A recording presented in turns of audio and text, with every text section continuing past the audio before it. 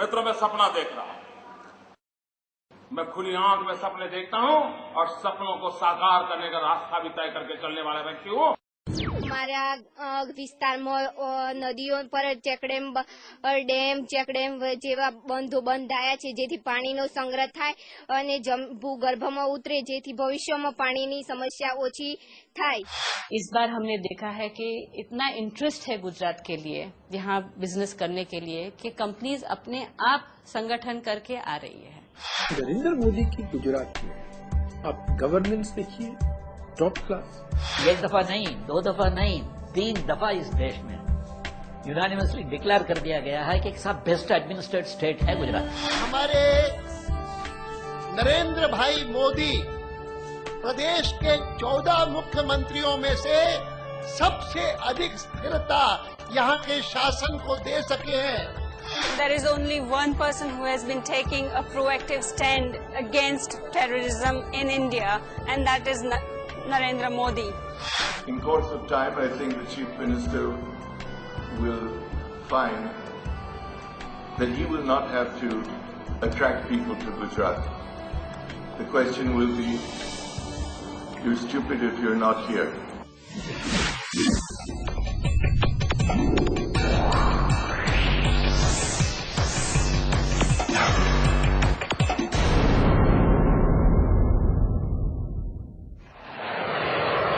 आज भारत एक super power बनने की तरफ तेजी से बढ़ रहा है, लेकिन इस दौड़ में सिर्फ एक ही रुकावट है, आतंकवाद। दिल दहला देने वाला यह अघोषित युद्ध देश भर में भयानक तबाही मचा रहा है। मुंबई के झवेरी बाजार और गेटवे ऑफ इंडिया पर बम ब्लास्ट हुए, 46 लोग मारे गए, 160 घायल। अयोध्या के श्री राम मंदिर परिसर पर आत्मघाती दस्ते ने हमला बोला, कई लोग मारे गए। उत्तर प्रदेश में श्रमजीवी एक्सप्रेस में धमाका, 10 मारे गए, 50 से ज्यादा घायल। दीपावली के दौरान दिल्ली में सीरियल ब्लास्ट, 67 लोग मारे गए, 224 घायल। आतंकवादियों ने अंधाधुंध फायरिंग की और ग्रेनेड फेंके, एक वैज्ञानिक की मौत और 5 घायल। सिलसिलेवार धमाकों में वाराणसी में 28 लोग मारे गए और 100 से ज्यादा घायल। आंकड़ों के मुताबिक सन 2006 में 1492 निर्दोष हिंदुस्तानी दहशतगर्दों के शिकार बन गए। क्या गुनाह है उन माँ बहनों का? किसी का भाई छीन लिया जाता है, किसी का लाडला छीन लिया जाता है, किसी बहन का सिंदूर पहुंच लिया जाता है। क्यों? कब तक? 11 जुलाई सन 2006 शाम के 6 बजे से 6:40 तक का समय मुंबई पर भारी पड़ा। लोकल ट्रेनों पर लगातार 7 अलग अलग जगहों पर बम ब्लास्ट किए गए। तकरीबन 200 लोग मारे गए, 625 घायल हो गए। पुलिस के मुताबिक इस हादसे को अंजाम दिया था लश्कर तोयबा और सिम्मी ने। हमने देखा है कि भी ऑफिशियल लैक्सिटी से और पब्लिक की लैक्सिटी से महाराष्ट्र में क्या हुआ, उसी टेररिज्म से। मुंबई धमाकों में शामिल सिम्मी यानी students Islamic movement of India ने कई और आतंकवादी घटनाओं को अंजाम दिया है। सीमी पर जो चार्जशीट है, उस चार्जशीट में ये तमिल मुस्लिम मुन्नी कणगम का नाम है। उसी पार्टी के साथ तमिलनाडु में कांग्रेस पार्टी चुनाव समझौता किया और चुनाव लड़ा। आप आतंकवाद से लड़ सकते हो? दुनिया भर के कई देशों ने आतंकवाद से लड़ने के लिए अपने अपने कानूनों को और भी सख्त कर दिया है, लेकिन यूपीए सरकार ने तो आतंकवाद के खिलाफ देश के सबसे मजबूत कानून पोटा को ही निरस्त कर दिया।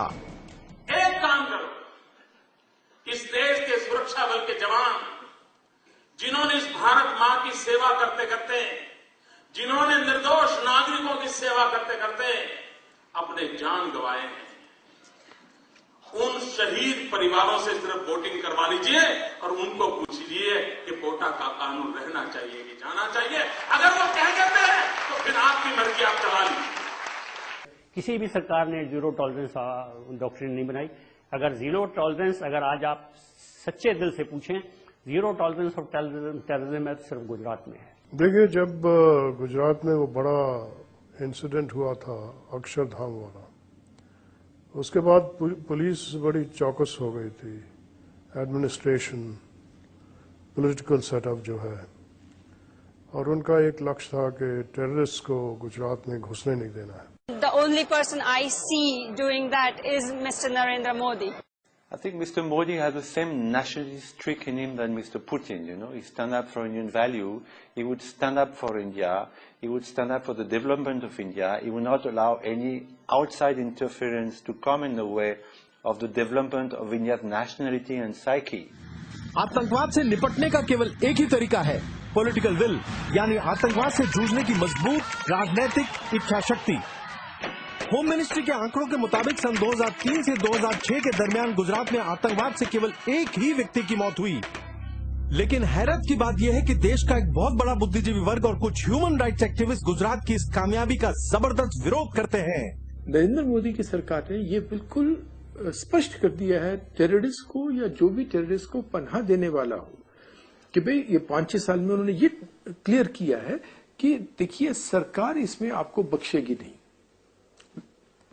और ये सिग्नल देना सारी कंट्री में जरूरी है, और क्योंकि उसका सिग्नल इतना स्पष्ट है इसीलिए ये सब उसी को टारगेट कर रहे हैं। एक चीज को एक टेररिस्ट की व्यू पॉइंट से प्रेजेंट करना और उसको ट्रूथ समझना, और जो वर्जन पुलिस का हो या हुकूमत का हो उसको फॉल्स समझना, ये हमारी प्रेस की एक खास खूबी है।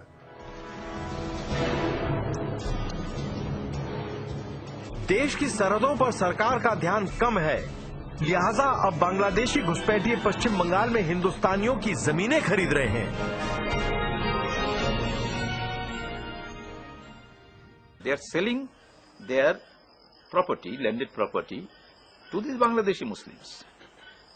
And what are they doing? What use they are putting to this land? Agricultural land, they are growing narcotics. Gaja is extensively cultivated in Nadia district. Even by the national highway, the land by the national highway, they are cultivating acres of Gaja. And that Gaja is exported via Bangladesh to other countries. Now, the sale proceeds is again invested in gun running. Arms are brought from Bangladesh and these are dispatched to the northern West Bengal. तो मैंने वहां की जनसभा में कहा, मैंने कहा देखो भाई, आसाम के पड़ोस में बांग्लादेश है और गुजरात के पड़ोस में पाकिस्तान है। मेरी भी हालत आपके जैसी है, वो आपके पड़ोस में है, मेरे पड़ोस में ये बैठे हैं।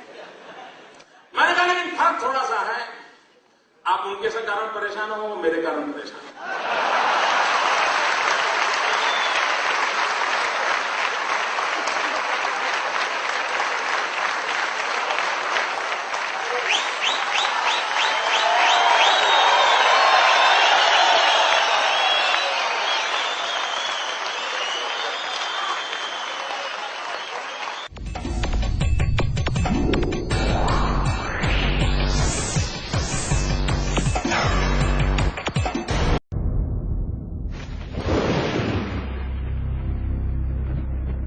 याद करिए, सन 2002 के गोधरा कांड के बाद यह बताया गया था कि गुजरात का मुसलमान खतरे में है।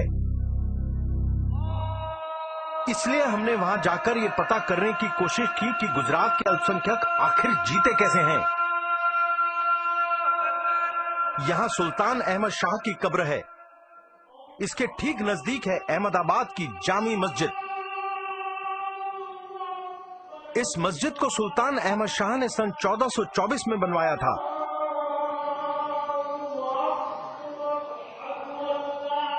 यह विशाल मस्जिद 260 खंभों पर खड़ी है।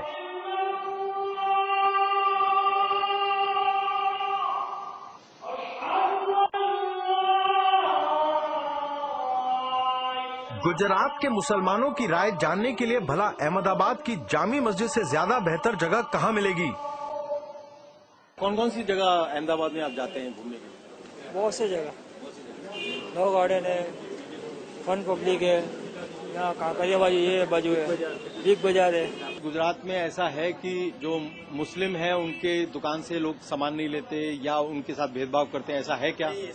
ऐसा तो कुछ नहीं है, ऐसा कुछ हमको ऐसा इस मूलक में जैसा कि इसमें ऐसा कुछ भी नहीं है कि हिंदू मुसलमान की दुकान से नहीं लेता। हमारे तो हिंदू ग्राहक ज्यादा है कि सब आदमी घूम सकते हैं, कर सकते हैं, कोई डर नहीं रहता है। पहले जो आज से 85 के बाद पहले बहुत ही मगजमारी ने ये झगड़े के घर न थे ना, जहाँ भी जाते ये मगजमारी के घर ही होते थे। अभी का माहौल ऐसा हो गया कि रात को 12-1 बजे बाद में कोई ना 1:30 बजे बाद में निकलते ही नहीं, क्योंकि पुलिस की चेकिंग होती है। गुजरात में बिल्कुल सही है, सही अच्छा है, सब अच्छा है। कोई हिंदू हो या मुस्लिम हो, कभी कोई हमें परेशान करता ही नहीं। बिल्कुल फ्री लाइफ है जिंदगी। अहमदाबाद सिटी इतना सेफ्टी है, कहीं और सिटी नहीं हो सकता, इतना सेफ्टी है। और जो लोग कहते हैं हिंदू मुस्लिम ऐसे है वैसे है, लेकिन अभी तक तो मुझे ऐसा लगा ही नहीं है कि हिंदू मुस्लिम में कोई भी तफावत हो। नहीं, ऐसे तो कुछ डर वर नहीं है, निकल जाते हम ऐसे घूमने के लिए। गांव महेरपुरा, जिला साबरकांठा, तकरीबन 600 लोग यहाँ रहते हैं। 80% इस गांव में मुसलमान हैं। हमारे गांव में सामूहिक गोबर गैस प्लांट है, वो 90% गवर्नमेंट का और 10% लोक फाड़ा से हमने ये काम करवाया है। और सामूहिक मिनरल वाटर प्लांट है, सारा नागरिक मिनरल का यूज करता है। हमारे गांव में 100 घर है और 100 घरों में करीबन 70 से 80 मोबाइल है और 70-80 गाड़ियां हैं।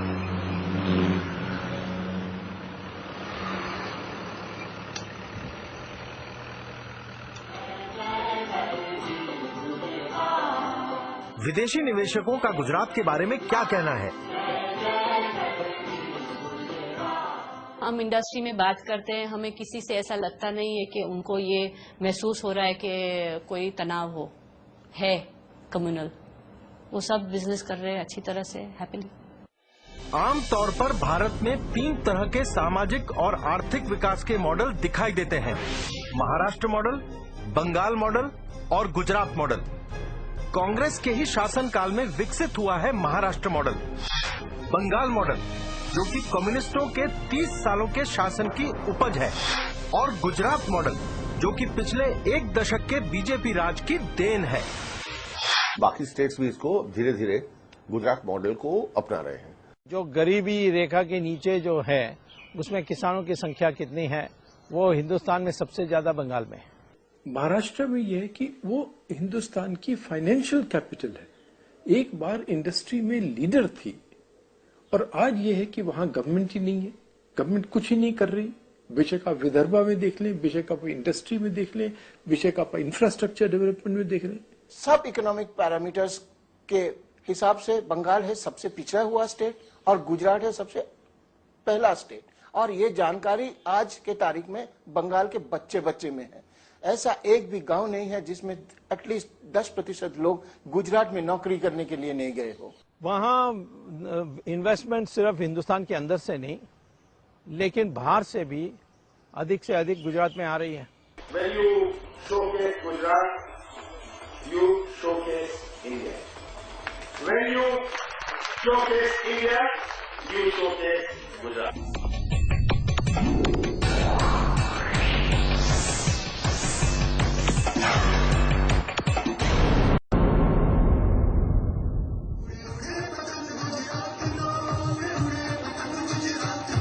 मित्रों, इस दिनों हिंदुस्तान के आसमान में गुजरात का पतंग नई नई ऊंचाइयों को पार करता चला जा रहा है।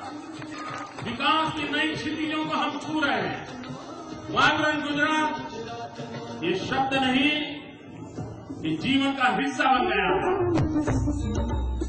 साबरमती के तट पर मनाया जा रहा ये पतंगोत्सव वाइब्रेंट गुजरात का मुख्य आकर्षण है। ये गुजरात की तरक्की का जश्न है। लोगों की मेहनत और ईमानदारी रंग लाई है। जिस साबरमती तट पर यह कार्यक्रम हो रहा है, वो खुद एक बहुत बड़ी योजना का हिस्सा है। ये खूबसूरत पर्यटन स्थल आगे चलकर सारे देश के शहरी विकास के लिए एक जबरदस्त मिसाल कायम करेगा।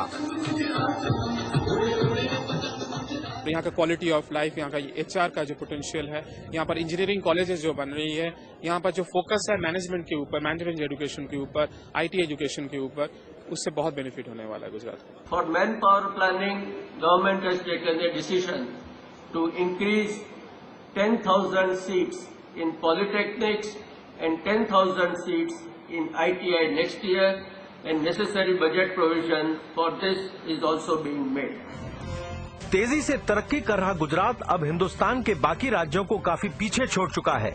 गुजरात की आर्थिक तरक्की की तुलना अब दुनिया के बड़े बड़े देशों से की जाती है।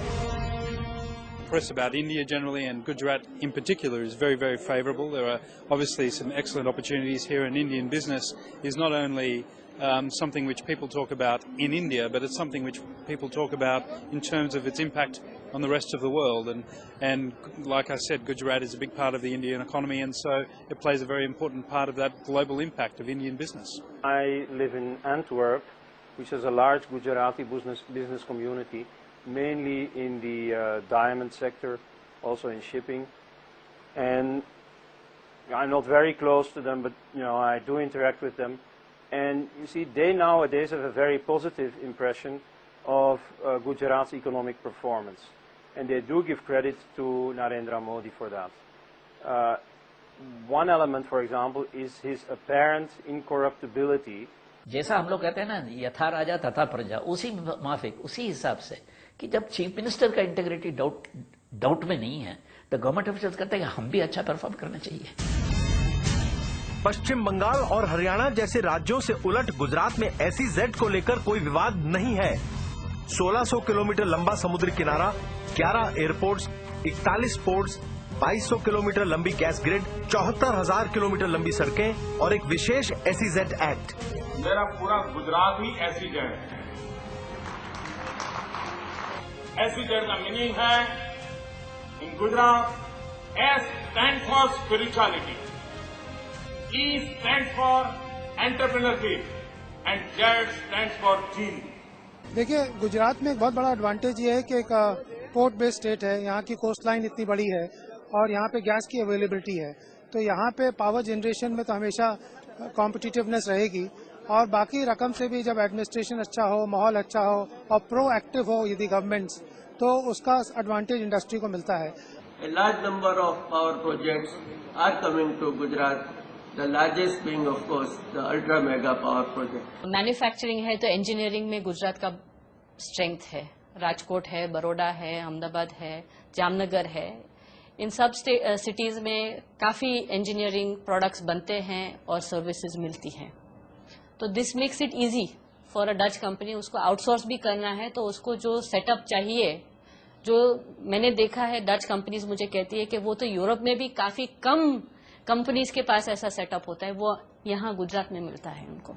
हमारे यहाँ पीपा वाव से जयपुर तक गुड्स ट्रांसपोर्टेशन के लिए डबल डेकर ट्रेन हमने प्रारंभ की है और हम इसको पीपा वाव से पंजाब तक ले जाना, बठिंडा तक ले जाना चाहते हैं। आप कल्पना कर सकते हैं ट्रांसपोर्टेशन में कितनी बड़ा इंफ्रास्ट्रक्चर मिल जाएगा, एक बहुत बड़ा डेवलपमेंट होने वाला है। हैरानी की बात है कि देश में बंद पड़ी आधी स्मॉल स्केल इंडस्ट्रीज अकेले पश्चिम बंगाल में मौजूद हैं, लेकिन गुजरात में लघु उद्योग तेजी से बढ़ रहे हैं। In the last 5 years, there has been an addition of 70,000 units in the small scale sector. Today, the number of small scale units in Gujarat stand at 3,12,000 units, an all-time high record. This state is one of the most progressive states in the country. It's the fastest growing. It has a government that works. And I believe that as India takes its place in the world, as Mukesh said, that Gujarat will be one of its shining lights. देश में हड़ताल और lockout की वजह से साल भर में 2 करोड़ 33 लाख मैंडेज का नुकसान हो जाता है। गौरतलब है कि इसमें से 60% मैंडेज का नुकसान केवल पश्चिम बंगाल में होता है, लेकिन गुजरात में मजदूरों और मैनेजमेंट के बीच संबंध मधुर रहते हैं। यही गुजरात की खुशहाली का राज है। Reliance has been operating in Gujarat and we have not lost one single mandate of work because of any labor issues. I believe Gujarat is vibrant because it has a heady mix of three factors.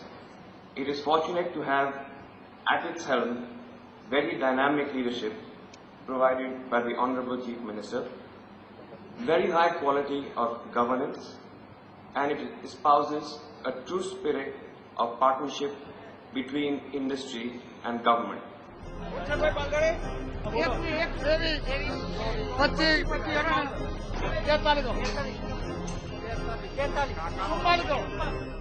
Bharat में सबसे ज्यादा कपास गुजरात पैदा करता है। देश के 24% chemicals, 25% कपड़ा, 45% दवाइयां और 72% हीरे जवाहरात गुजरात में तैयार किए जाते हैं। विश्व के अनेक देशों की नजर में भी गुजरात के विकास का ये पतंग आसमान छूता नजर आएगा, ये मैं साफ देख रहा हूं। तो लोग यही कहते हैं कि पब्लिक पार्टिसिपेशन गुजरात में अत्यंत अधिकतम है, क्योंकि जो रिजल्ट्स आ रहे हैं उसके अनुसार लोगों में उत्साह बढ़ती है। जब तक उत्साह नहीं बढ़ेगी, पब्लिक पार्टिसिपेशन नहीं होगी।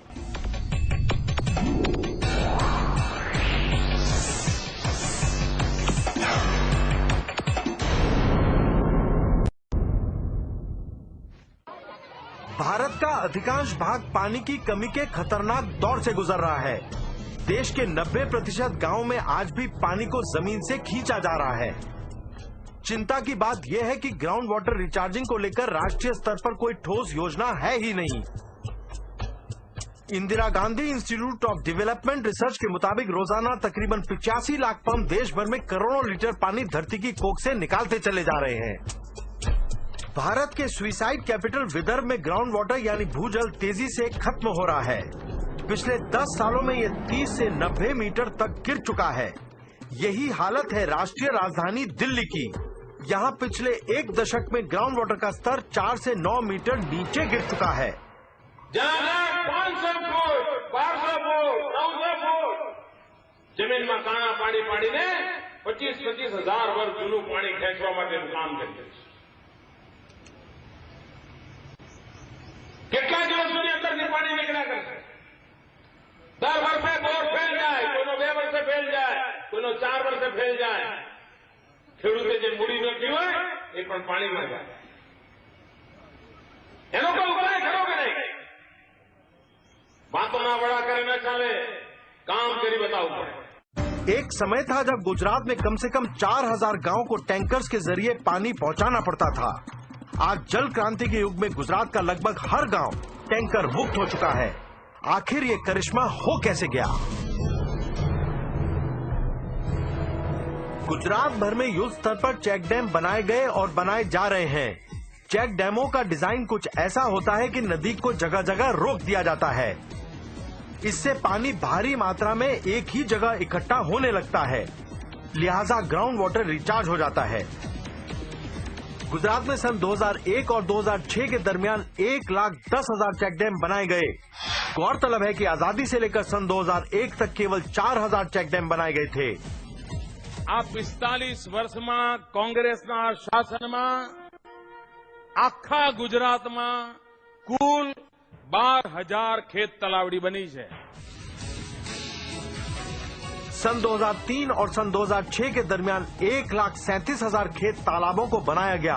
गुजरात भर में सन 2001 और सन 2005 के बीच ग्राउंड वाटर का स्तर औसतन 4 मीटर ऊपर आ गया है। केवल नर्मदा के कारण नहीं हुई, उसके पानी के कारण नहीं हुई, मगर ये चेक डैम्स माइक्रो चीजें कर कर कर लोगों को इन्वॉल्व कर कर ऐसी चीज करना जो कि लोगों के हित में हो और वहां तक लास्ट आदमी तक पहुंचे। दक्षिण गुजरात में पानी ज्यादा मात्रा में है। यहाँ से पानी को सौराष्ट्र और कच्छ भेजने की योजना बनाई गई। बड़ी बड़ी पाइपलाइनों का जाल बिछा दिया गया।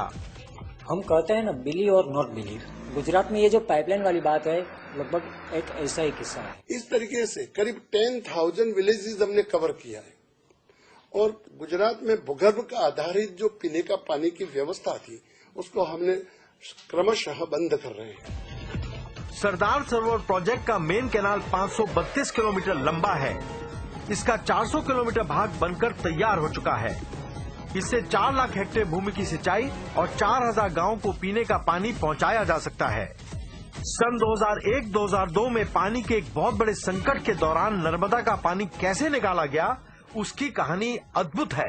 गुजरात सरकार ने एक फैसला लिया कि जो पहाड़ उसके बाजू में है, उस पहाड़ में विस्फोट करके सुरंग बनाई जाए और उस सुरंग में से इस पानी को अगर गुजरात राज्य में पहुंचाया जाएगा तो ये कितना अच्छा होगा। उन्होंने फैसला लेके विस्फोट करके सुरंगें बनाई और वहां पर 100 हार्स पावर के 60 पंप लगाए गए। उन पंपों के जरिए आज ये पानी पूरे गुजरात में जा रहा है केनाल के नेटवर्क से और पूरी जनता को पीने का पानी और सिंचाई का मिल रहा है। मैं कच्छ से आ रहा हूँ, तो कच्छ के लोगों के लिए अभी पानी आ गया नर्मदा का, तो इतनी बड़ी उसकी वैल्यू है कि जो एक पानी के अछत वाले देश में रहने वाले को ही पता चलता है। पानी की कमी होने पर गरीबी, बेबसी और मौत हमारा दरवाजा खटखटाने लगती है। ये है विदर्भ के किलिंग फील्ड्स। इस इलाके में खेती कम और आत्महत्याएं ज्यादा होती हैं। हर 8 घंटों में औसतन एक किसान आत्महत्या कर लेता है। कुछ फांसी के फंदों पर लटक जाते हैं और कुछ कीटनाशक पी लेते हैं। यहाँ के किसानों को पेस्टिसाइड की इतनी खुराक जरूर नसीब हो जाती है जो उनकी मौत के लिए काफी होती है।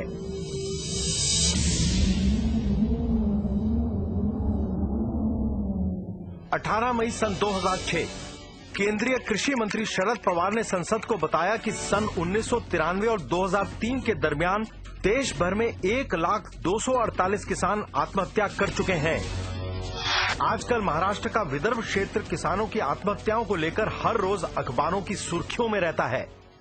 जब इरिगेशन का पानी मिलता है तब फार्मर को भगवान के ऊपर आधार नहीं रखना पड़ता है और फसल अनसर्टन नहीं हो जाती है। महाराष्ट्र में, आंध्र प्रदेश में और कोई राज्यों में जहां जहां इरिगेशन नहीं मिला है और पानी नहीं मिला है, फार्मर्स की इनकम अनसर्टन होती है, डेट बर्डन बढ़ता जाता है और सुसाइड होते हैं। देश भर में खेती को लेकर काफी मायूसी का माहौल है। नेशनल कमीशन ऑफ फार्मर्स ने गुजरात मॉडल की खूब तारीफ की है। गुजरात किसान ની આવક 3 જ વર્ષમાં બમણી કરી દેશે ભાઈ। આજે જો એ વર્ષે ₹1,00,000 કમાતો હશે તો એ ₹2,00,000 કમાતો હશે। पहले मेरे को तो 50,000 की आवक होती थी और अभी तो उससे ज्यादा होकर 1.5 लाख की आवक हो जाती है। Whereas if you look at India, agriculture, where bulk of our people still derive their income from, in India is growing only at between 2 and 3.5%.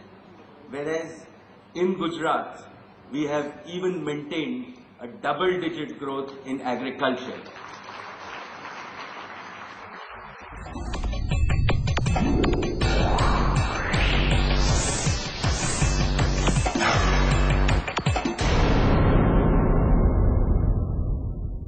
का सीधा फायदा गुजरात के किसानों को मिल रहा है।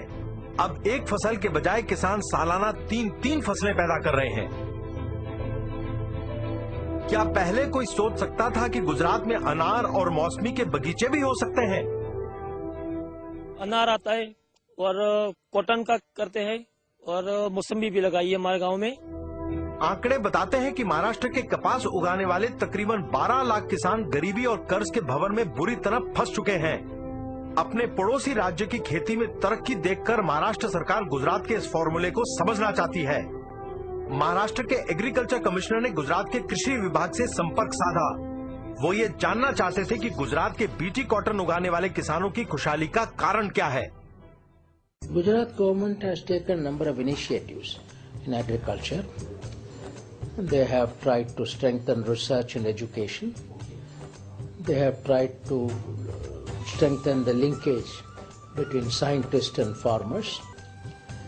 And they have tried to give a number of support services to farmers like soil health card, timely advice, and also this Krishi Mahotsav before the sowing season, before the monsoon comes, to attend to the needs of the farmers, visiting every village.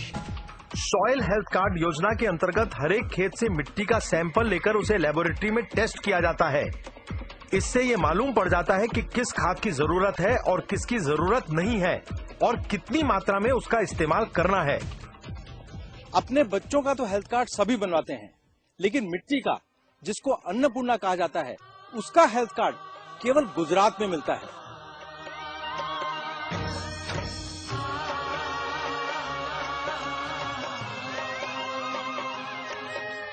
लोगों को अपने साथ जोड़ने का सबसे आसान तरीका है उनके चारों तरफ उत्सव जैसा माहौल बना देना।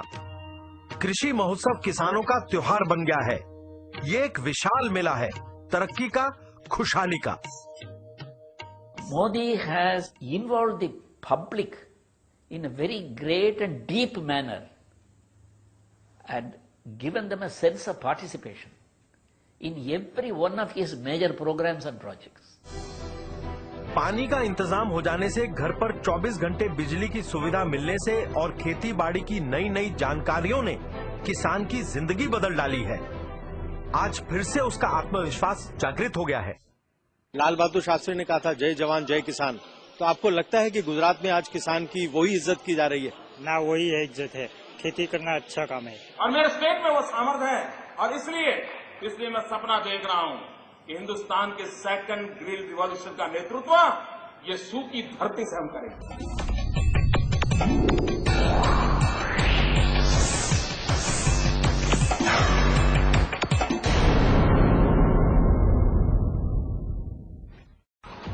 सतही पानी की जब भरपूर व्यवस्था हो जाती है तो भूजल को बाहर निकालने की कम जरूरत पड़ती है। इससे बिजली की भारी बचत होती है। गुजरात मॉडल की नींव में डाले गए हैं ऐसे छोटे छोटे नए नए विचार। जब एक मिशन के तहत किसी जानदार विचार को जमीनी स्तर पर लागू किया जाता है तो नतीजे चौंका देने वाले होते हैं। ऐसे ही किसी अद्भुत विचार से गुजरात में बिजली की क्रांति आ गई। गौरतलब है कि पड़ोसी राज्य महाराष्ट्र बिजली के जबरदस्त संकट के दौर में फंस चुका है। 13 घंटे, 14 घंटे, 15 घंटे इतनी बिजली की कटौती करने के कारण महाराष्ट्र सरकार परेशान हो गई और उसने ये पता करने की कोशिश की कि आखिर गुजरात सरकार अपने 18,000 गांव को 24 घंटे कैसे बिजली सप्लाई कर पाती है। इसलिए आज हम गुजरात के एक बिजली विभाग के अधिकारी से बात करना चाहते हैं। हम पता करना चाहते हैं कि आखिर ये सीक्रेट क्या है। हाँ, गुजरात के जो एग्रीकल्चर फीडर्स और गांव के फीडर एक था, अभी सेपरेट किया तो ओनली गांव का ही फीडर आएगा, गांव के ही बिजली जाएगा, ऐसा सेपरेट लाइन लगाया। ज्योतिग्राम फीडर में ओनली गांव आते हैं, खेतीबाड़ी फीडर अलग होता है, तो उसकी वजह से पावर सप्लाई हम मेंटेन कर सकते हैं। पहले क्या था कि एग्रीकल्चर में था तो इंटरप्शन आ जाता था तो सारे लाइन फॉल पे जाता था, ये 8-10 घंटा सप्लाई बंद हो जाता था। अभी 24 सप्लाई उनको मिल रहा है। क्यों? कि सेपरेट लाइन किया है। ગુજરાતના જીવનમાં એક બદલાવ આવ્યો, પણ ભાઈઓ બહેનો, આ જ્યોતિગ્રામ યોજના ગઈકાલે વીજળી નહોતી ને આજે વીજળી આવી, એટલી નાનકડી યોજના છે એવી ભૂલ ના કરતા। 1000 દિવસના ટૂંકા ગાળામાં 23 લાખ જેટલા નવા થાંભલા નાખવા, 56,000 જેટલા નવા ટ્રાન્સફોર્મર નાખવા, 75,000 કિલોમીટર લાંબો કેબલ નાખવો, આ આંકડા ચમકાવી દેવા છે। 24 घंटे 3 फेज बिजली के चलते इस छोटे से गांव में भी हीरे घिसने के कई कारखाने लग गए हैं। इस रोजगार ने गांव के लड़के लड़कियों के जीवन में खुशहाली भर दी है। यही है गुजरात मॉडल। इनके पास कमी है तो सिर्फ समय की, क्योंकि जितना काम करते हैं उतने ही ज्यादा पैसे इन्हें मिल जाते हैं। मोबाइल से गाड़ी से फरवा माटे अने टीवी अने फरवा माटे गाड़ी। देश के ज्यादातर गांव में बदहाली से परेशान होकर लोग शहर की तरफ दौड़ लगाते हैं, लेकिन गुजरात मॉडल में उल्टा हो रहा है। रिवर्स माइग्रेशन के तहत लोग अपनी जड़ों को ढूंढते हुए शहरों से गांव की तरफ वापस आ रहे हैं। रमेश भाई रोज रतनपुर से बोटाद हीरे के कारखाने में काम करने के लिए अप डाउन करते थे। आज वो अपने गांव रतनपुर में फिर से रहने के लिए आ गए हैं। पहला तो घर भाड़े राखवामां लगभग 300 થી 400 રૂપિયા घर भाड़ू बोटादનું થતું હતું।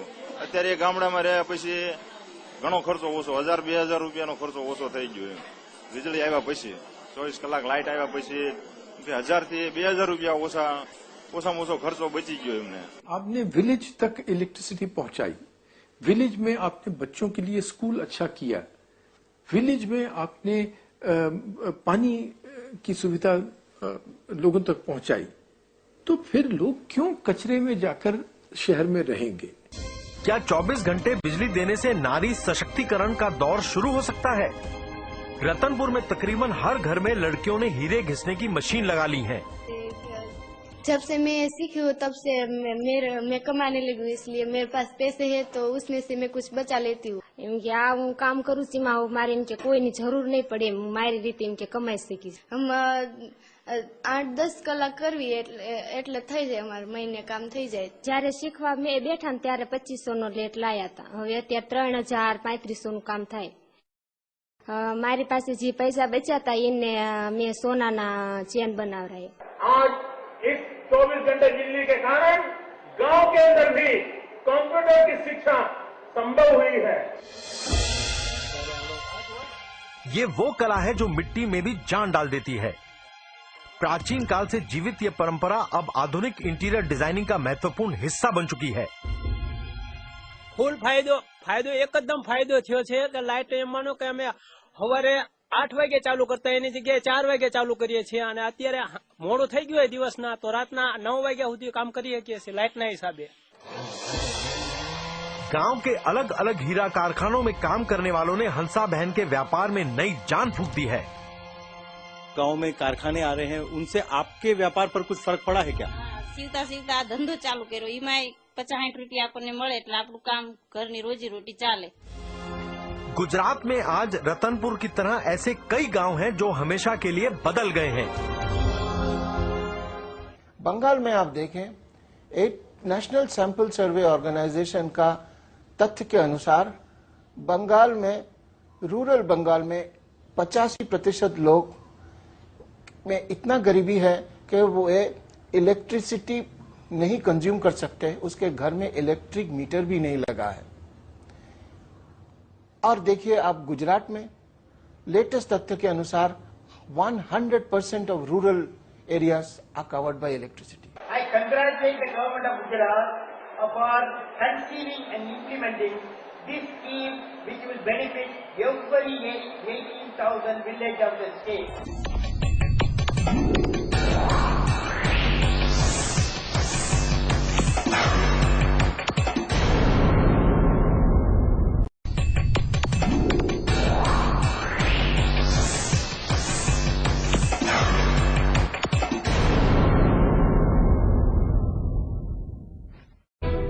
जल क्रांति का सीधा फायदा गुजरात के किसानों को मिल रहा है। अब एक फसल के बजाय किसान सालाना 3 फसलें पैदा कर रहे हैं। क्या पहले कोई सोच सकता था कि गुजरात में अनार और मौसमी के बगीचे भी हो सकते हैं? अनार आता है और कॉटन का करते हैं और मौसमी भी लगाई है हमारे गांव में। आंकड़े बताते हैं कि महाराष्ट्र के कपास उगाने वाले तकरीबन 12 लाख किसान गरीबी और कर्ज के भंवर में बुरी तरह फंस चुके हैं। अपने पड़ोसी राज्य की खेती में तरक्की देखकर महाराष्ट्र सरकार गुजरात के इस फॉर्मूले को समझना चाहती है। महाराष्ट्र के एग्रीकल्चर कमिश्नर ने गुजरात के कृषि विभाग से संपर्क साधा। वो ये जानना चाहते थे कि गुजरात के बीटी कॉटन उगाने वाले किसानों की खुशहाली का कारण क्या है। Gujarat government has taken number of initiatives in agriculture. They have tried to strengthen research and education. They have tried to strengthen the linkage between scientists and farmers. And they have tried to give a number of support services to farmers like soil health card, timely advice, and also this Krishi Mahotsav before the sowing season, before the monsoon comes, to attend to the needs of the farmers, visiting every village.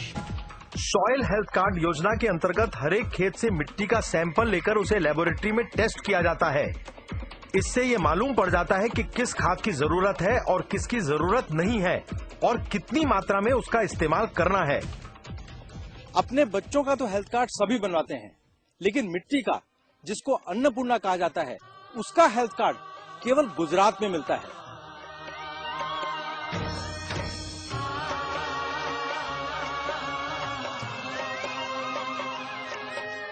लोगों को अपने साथ जोड़ने का सबसे आसान तरीका है उनके चारों तरफ उत्सव जैसा माहौल बना देना। कृषि महोत्सव किसानों का त्योहार बन गया है। ये एक विशाल मेला है, तरक्की का, खुशहाली का। Modi has involved the public in a very great and deep manner and given them a sense of participation in every one of his major programs and projects. पानी का इंतजाम हो जाने से, घर पर 24 घंटे बिजली की सुविधा मिलने से और खेती बाड़ी की नई नई जानकारियों ने किसान की जिंदगी बदल डाली है। आज फिर से उसका आत्मविश्वास जागृत हो गया है। लाल बहादुर शास्त्री ने कहा था जय जवान जय किसान। तो आपको लगता है कि गुजरात में आज किसान की वही इज्जत की जा रही है? ना, वही है इज्जत है। खेती करना अच्छा काम है और मेरे स्टेट में वो सामर्थ्य है और इसलिए मैं सपना देख रहा हूं कि हिंदुस्तान के सेकंड ग्रिल रिवॉल्यूशन का नेतृत्व ये सूखी धरती से हम करेंगे।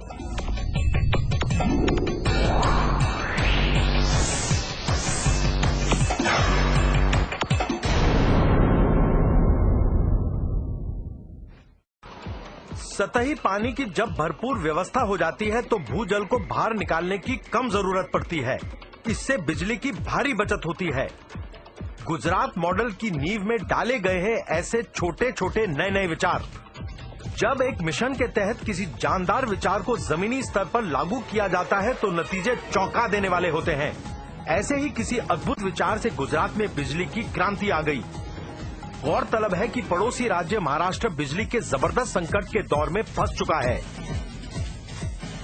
13 घंटे, 14 घंटे, 15 घंटे इतनी बिजली की कटौती करने के कारण महाराष्ट्र सरकार परेशान हो गई और उसने ये पता करने की कोशिश की कि आखिर गुजरात सरकार अपने 18,000 गांव को 24 घंटे कैसे बिजली सप्लाई कर पाती है। इसलिए आज हम गुजरात के एक बिजली विभाग के अधिकारी से बात करना चाहते हैं। हम पता करना चाहते हैं कि आखिर ये सीक्रेट क्या है। हाँ, गुजरात के जो एग्रीकल्चर फीडर्स और गांव के फीडर एक था, अभी सेपरेट किया तो ओनली गांव का ही फीडर आएगा, गांव के ही बिजली जाएगा, ऐसा सेपरेट लाइन लगाया। ज्योतिग्राम फीडर में ओनली गांव आते हैं, खेतीबाड़ी फीडर अलग होता है, तो उसकी वजह से पावर सप्लाई हम मेंटेन कर सकते हैं। पहले क्या था कि एग्रीकल्चर में था तो इंटरफेस आ जाता था तो सारे लाइन फॉल पे जाता था, 8-10 घंटा सप्लाई बंद हो जाता था। अभी 24 सप्लाई उनको मिल रहा है। क्यों? कि सेपरेट लाइन किया है। ગુજરાતના જીવનમાં એક બદલાવ આવ્યો, પણ ભાઈઓ બહેનો આ જ્યોતિગ્રામ યોજના ગઈકાલે વીજળી નહોતી ને આજે વીજળી આવી, એટલી નાનકડી યોજના છે એ બી ભૂલ ના કરતા। 1000 દિવસના ટૂંકા ગાળામાં 23 લાખ જેટલા નવા થાંભલા નાખવા, 56,000 જેટલા નવા ટ્રાન્સફોર્મર નાખવા, 75,000 કિલોમીટર લાંબો કેબલ નાખવો, આ આંકડા ચમકાવી દેવા છે। 24 घंटे 3 फेज बिजली के चलते इस छोटे से गांव में भी हीरे घिसने के कई कारखाने लग गए हैं। इस रोजगार ने गांव के लड़के लड़कियों के जीवन में खुशहाली भर दी है। यही है गुजरात मॉडल। इनके पास कमी है तो सिर्फ समय की, क्योंकि जितना काम करते हैं उतने ही ज्यादा पैसे इन्हें मिल जाते हैं। मोबाइल से गाड़ी से फरवा माटे अने टीवी अने फरवा माटे गाड़ी। देश के ज्यादातर गांव में बदहाली से परेशान होकर लोग शहर की तरफ दौड़ लगाते हैं, लेकिन गुजरात मॉडल में उल्टा हो रहा है। रिवर्स माइग्रेशन के तहत लोग अपनी जड़ों को ढूंढते हुए शहरों से गांव की तरफ वापस आ रहे हैं। रमेश भाई रोज रतनपुर से बोटाद हीरे के कारखाने में काम करने के लिए अप डाउन करते थे। आज वो अपने गांव रतनपुर में फिर से रहने के लिए आ गए हैं। पहला तो घर भाड़े राखवामां लगभग 300 થી 400 રૂપિયા ઘર ભાડું ત્યાં બોટાદનું થતું હતું। અત્યારે ગામડામાં રહ્યા પછી ઘણો ખર્ચો ઓછો, 1000-2000 રૂપિયાનો ખર્ચો ઓછો થઈ ગયો। વીજળી આવ્યા પછી 24 કલાક લાઇટ આવ્યા પછી 1000 થી 2000 રૂપિયા ઓછામાં ઓછો ખર્ચો બચી ગયો એમને। आपने विलेज तक इलेक्ट्रिसिटी पहुंचाई, विलेज में आपने बच्चों के लिए स्कूल अच्छा किया, विलेज में आपने पानी की सुविधा लोगों तक पहुंचाई, तो फिर लोग क्यों कचरे में जाकर शहर में रहेंगे? क्या 24 घंटे बिजली देने से नारी सशक्तिकरण का दौर शुरू हो सकता है? रतनपुर में तकरीबन हर घर में लड़कियों ने हीरे घिसने की मशीन लगा ली है। जब से मैं सीखी हूँ तब से मैं कमाने लगी हूँ, इसलिए मेरे पास पैसे है तो उसमें से मैं कुछ बचा लेती हूँ। इनके હું કામ કરું છું મારે એમ કે કોઈની જરૂર નહીં પડે, મારી રીતે એમ કે કમાઈ શકીશ। हम 8-10 કલાક કરવી એટલે થઈ જાય, અમારે મહિને કામ થઈ જાય. જયારે શીખવા મેં બેઠા ને ત્યારે 2500 નો લેટ લાયા હતા. હવે અત્યારે 3000-3500 નું કામ થાય. મારી પાસે જે પૈસા બચ્યા હતા એને મેં સોનાના ચેન બનાવરાયો. आज इस 24 घंटे बिजली के कारण गांव के अंदर भी कंप्यूटर की शिक्षा संभव हुई है. ये वो कला है जो मिट्टी में भी जान डाल देती है. प्राचीन काल से जीवित ये परंपरा अब आधुनिक इंटीरियर डिजाइनिंग का महत्वपूर्ण हिस्सा बन चुकी है. फूल फायदो एकदम फायदो थयो छे के लाइट मानो के अमे सवारे 8 वागे चालू करता एनी जग्याए 4 वागे चालू करीए छीए અને અત્યારે મોડું થઈ ગયું હોય દિવસના તો રાતના 9 વાગ્યા સુધી કામ કરી શકીએ છીએ લાઇટના हिसाबे. गांव के अलग अलग हीरा कारखानों में काम करने वालों ने हंसा बहन के व्यापार में नई जान फूंक दी है. गांव में कारखाने आ रहे हैं, उनसे आपके व्यापार पर कुछ फर्क पड़ा है क्या? सीवता धंधो चालू कर्यो, एमांय 50-60 રૂપિયા આપણને મળે એટલે આપણું કામ ઘરની रोजी रोटी ચાલે. गुजरात में आज रतनपुर की तरह ऐसे कई गांव हैं जो हमेशा के लिए बदल गए हैं. बंगाल में आप देखें, एक नेशनल सैंपल सर्वे ऑर्गेनाइजेशन का तथ्य के अनुसार बंगाल में, रूरल बंगाल में 85% लोग में इतना गरीबी है कि वो इलेक्ट्रिसिटी नहीं कंज्यूम कर सकते, उसके घर में इलेक्ट्रिक मीटर भी नहीं लगा है. और देखिए आप गुजरात में लेटेस्ट तथ्य के अनुसार 100% of rural areas are covered by electricity. I congratulate the government of Gujarat for conceiving and implementing this scheme which will benefit every 18,000 villages of the state.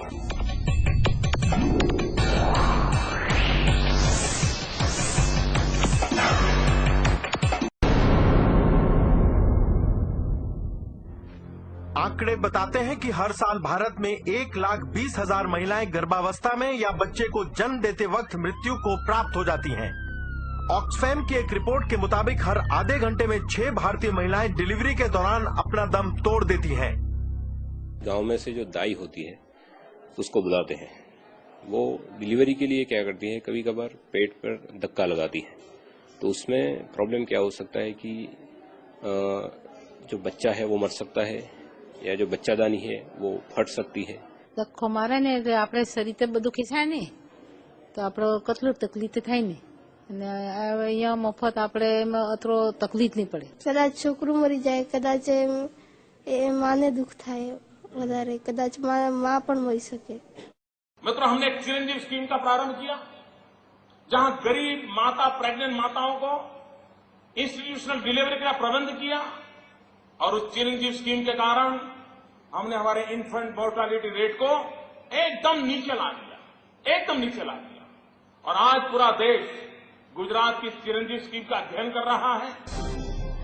Gujarat के 73% गैर सरकारी स्त्री रोग विशेषज्ञ अब चिरंजीवी योजना में शामिल हो चुके हैं. तो हमने प्राइवेट डॉक्टरों की पार्टनरशिप की. उनको हमने कहा कि आप हमारी सरकार का एक हिस्सा बन जाइए और आपके अस्पताल में अगर बिलो पॉवर्टी लाइन की फैमिली की कोई महिला आती है, आप उसकी चिंता कीजिए, पेमेंट हम देंगे. મફત ડિલિવરી પણ થઈ અને એટલી બધી વધારે તકલીફ પણ નથી. भारत के हेल्थ मिनिस्टर ने कहा है कि पूरे देश में हम इसका रिप्लिका करेंगे. Singapore national research foundation board और सिंगापुर इकोनॉमिक डेवलपमेंट बोर्ड ने गुजरात को चिरंजीवी योजना के लिए सन 2006 में सिल्वर अवार्ड से सम्मानित किया. अगर प्राथमिक शिक्षा की स्थिति का जायजा लिया जाए तो भारत दुनिया में 99वें स्थान पर खड़ा है. यूनेस्को के मुताबिक पहली कक्षा से 5वीं कक्षा तक पहुंचने वाले 1/3 भारतीय बच्चे अपनी पढ़ाई बीच में ही छोड़ देते हैं. गुजरात ने स्कूल ड्रॉप आउट रेट को खत्म करने के लिए जो पहल की वो बाकी भारत के लिए एक मिसाल बन चुकी है. आंकड़ों के मुताबिक ये समस्या लड़कों के मुकाबले लड़कियों में कहीं ज्यादा गंभीर है. હજુ પણ આપણા ગામમાં 100માંથી 80 બહેનો એવી છે કે જેમને કક્કો બારાખડી પણ આવડતી નથી. આ શિક્ષણથી વંચિત રહી ગયેલા નાગરિકોની વાત સાંભળીને મને પીડા થાય છે, મને દર્દ થાય છે. અને એના કારણે આ ગામમાં હું આજે આવ્યો છું. मन में हो अगर कुछ कर गुजरने का संकल्प तो फिर किसी करिश्मे को कौन रोक सकता है। गुजरात में सन 1998-99 में primary school drop out rate था 48.18%, यानी 5वीं कक्षा तक पहुंचने वाले तकरीबन आधे बच्चे बीच में ही पढ़ाई छोड़ देते थे। लेकिन सन 2005-2006 में primary school drop out rate गिरकर केवल 5.13% रह गया। इस गंभीर समस्या को सुलझाने के लिए साधारण से साधारण व्यक्ति को जोड़कर एक आंदोलन खड़ा किया गया। मुख्यमंत्री समेत गुजरात सरकार के तकरीबन 700 अफसर गुजरात के हर उस इलाके में हर साल पहुंचे जहां पढ़ाई को लेकर हालत ज्यादा खराब थी। एक नानकड़ू वचन आपो मने कि हवे तमे तमारा दीकरा दीकरीने भणावो। हवे आपणा गाममां एक पण दीकरी अभण नहीं होय आवो मने वचन आपो। हाथ ऊंचो करो तो मानो के तमे वचन आपो। છોકરોને ભણાવવાનો એ પ્રતિજ્ઞા લીધી કે છોકરોને અવશ્ય શાળામાં કાયમી નિયમિત મોકલવો જોઈએ। पहले आप लड़कियों को नहीं भेजते थे क्या पढ़ने के लिए? ના, પેલા ઘર કામ વધારે એક સાહેબ શાળા મોકલતા નહીં। શું નામ છે તમારું? તમે સ્કૂલ જાઓ છો? તમે શાળા જાઓ છો? હા। શું નામ છે તમારી શાળાનું? પ્રાથમિક શાળા કે પ્રાથમિક શાળા ખેરાડી પ્રાથમિક શાળામાં જાય છે।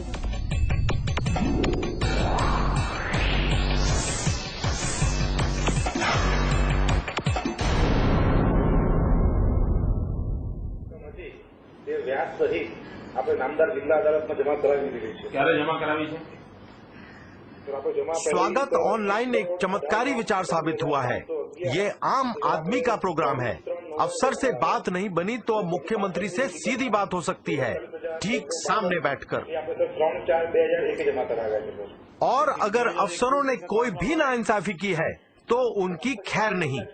ये कोर्ट में केस जीती जाए અને ત્યાર પછી પણ પૈસા ન મળે એવી કેવી વ્યવસ્થા છે તમારી? કોર્ટ શું પણ કઈ તમારી મદદ હોય કે ના હોય ને? જી સર, બેન મારી પાસે કદી આગળ નથી સર આ બાબતે। ભાઈ એ બેન ક્યાં જાય? બધે જવું પડે ને?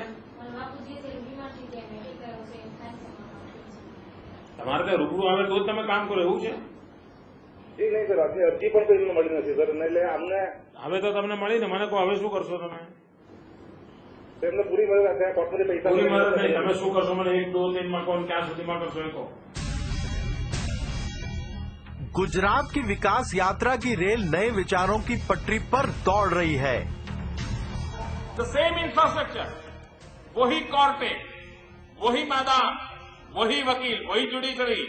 हमने इवनिंग कोर्ट प्रारंभ की दिस 14 नवंबर को। भारत सरकार के सुप्रीम कोर्ट के जज सीमा सबरवाल जी आए थे और पहली देश की इवनिंग कोर्ट का उद्घाटन किया।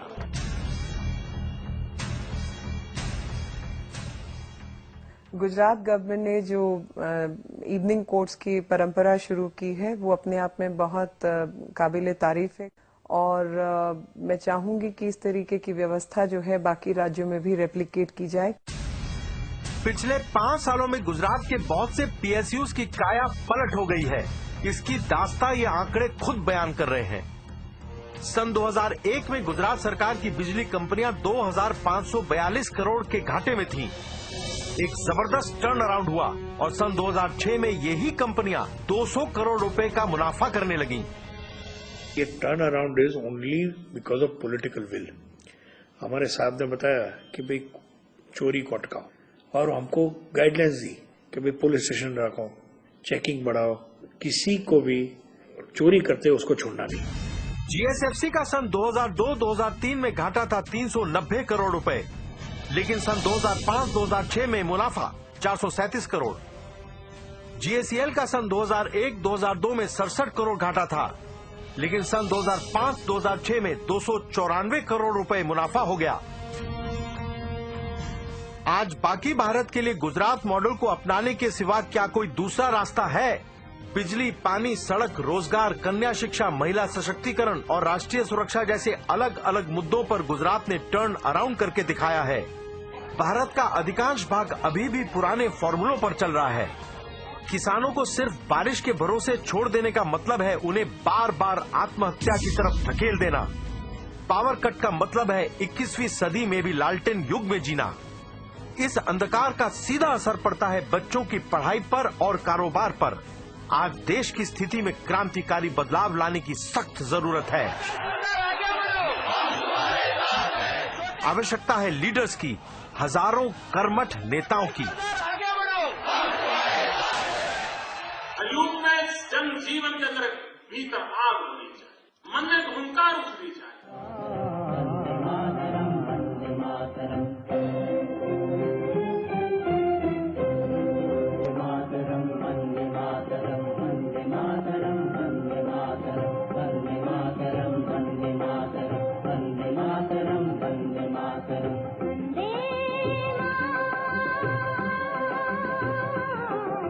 Vande Mataram.